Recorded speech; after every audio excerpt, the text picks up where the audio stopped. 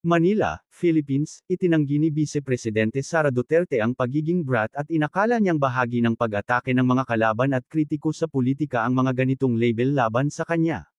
Sa isang video ng isang panayam na ibinahagi ng Office of the Vice President, OVP, sa mga miyembro ng media noong Lunes, nanindigan si Duterte na sinagot niya ang bawat tanong na ibinabato sa kanya hinggil sa panukalang budget ng kanyang opisina para sa 2025 ngunit hindi nagustuhan ng mga mambabatas, kanyang mga tugon.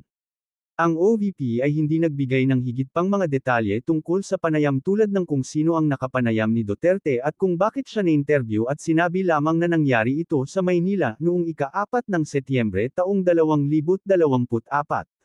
Sa palagay ko, hindi lang sanay ang iilan na mga miyembro ng House of Representatives na hindi nila makuha yung gusto nila at gusto nilang marinig na sagot, Duterte said.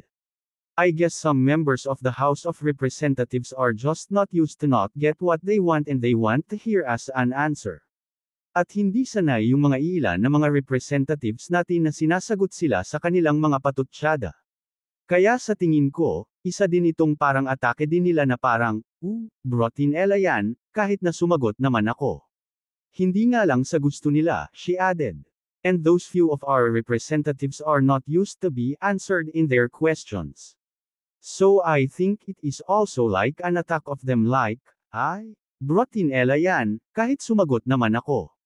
Hindi lang kung ano ang gusto nila.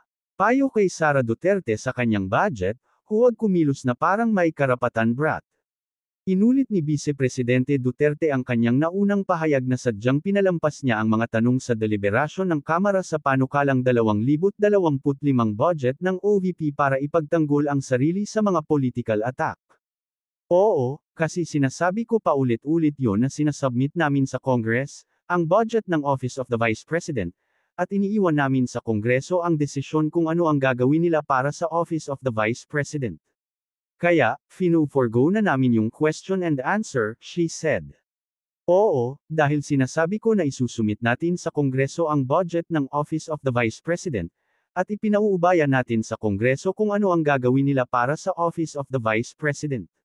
So, we were trying to forgo the tanong at sagot. Unang-una, dahil nakikita namin na ginagamit siya ng ibang miyembro, iilan na ang mga miyembro ng Kongreso para umatake sa akin dahil hindi kami magkasama sa politika.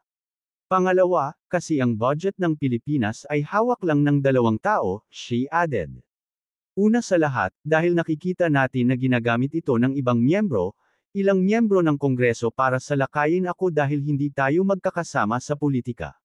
Pangalawa, dahil 2 tao lang ang hawak ng budget ng Pilipinas. Basahin, OVP Secret Fund na gumastos ng isang paglabag ng 2 beses. Gayunpaman, hindi idinetalye ni Duterte ang huling pahayag na ito, kabilang ang ibig niyang sabihin sa budget na, hawak ng 2 tao.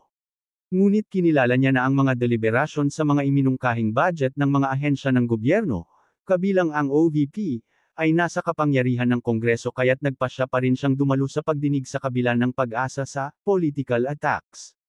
Kinikilala natin yan kaya nga pumunta tayo doon sa Senate hearing. Pumunta tayo doon sa House of Representatives na hearing dahil nag-present tayo ng budget. Ang ginawa ko lang ay sinabi ko na I forgo namin yung question and answer na parte ng budget hearing, she said. We admit that, kaya nagpunta tayo sa Senate hearing. We went there sa House of Representatives hearing kasi nagpresenta tayo ng budget. Ang ginawa ko lang sinabi ko na we will forgo the question and answer that is part of the budget hearing.